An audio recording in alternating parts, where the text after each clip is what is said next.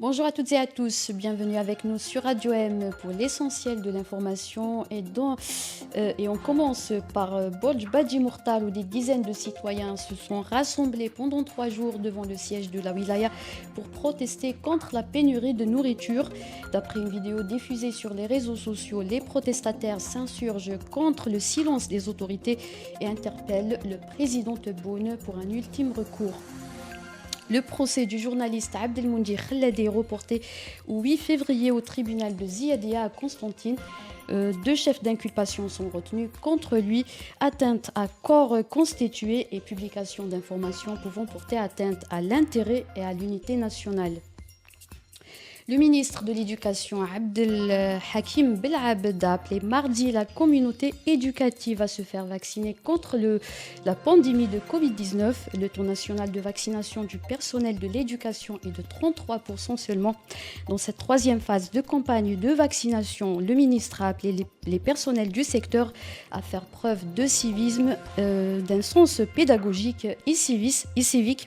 Il a également estimé que la réticence à aller se faire vacciner n'a aucune justification par rapport aux grands efforts déployés par les pouvoirs publics pour faire face à la pandémie et à ses évolutions.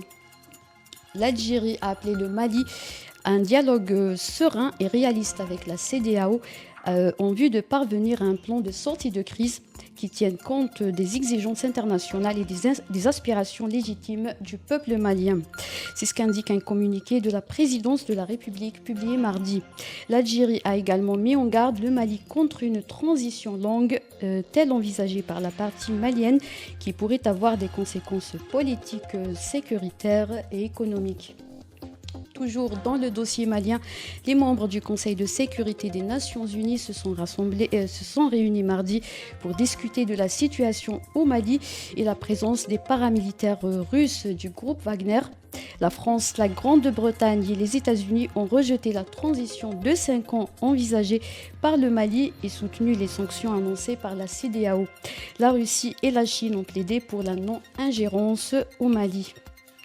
Tunisie à présent, un collectif d'avocats pour la protection des droits et libertés a dénoncé ce mercredi une campagne de dénigrement et de diffamation menée depuis le 25 juillet dernier par le pouvoir en place contre les magistrats et le Conseil supérieur de la magistrature.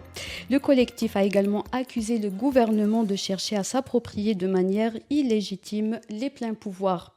Toujours en Tunisie, l'ONU s'est dit inquiet de la détérioration de la situation des droits humains en Tunisie et a demandé la libération ou l'inculpation du vice-président du mouvement Ennahda, Nourdine Bhiri. C'est la fin de ce flash. Merci de nous avoir suivis.